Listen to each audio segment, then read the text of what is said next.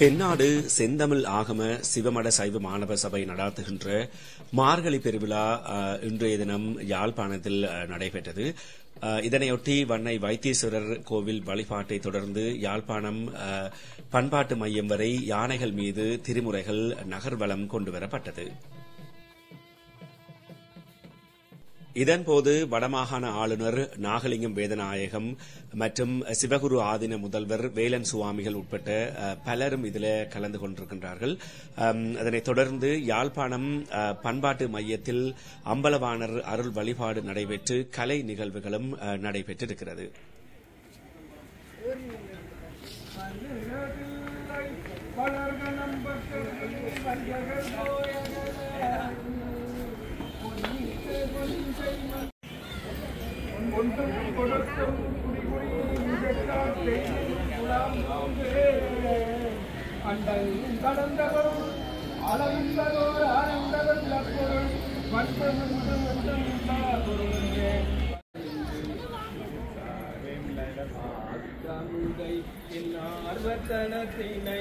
அப்பனை ஒப்பம்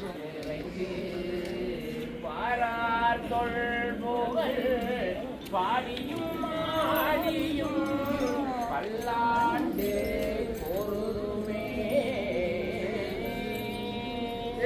எந்த சுத்தம் முற்றும் நக்கமுகானந்த ஏழ்மைகள் சைவநீதி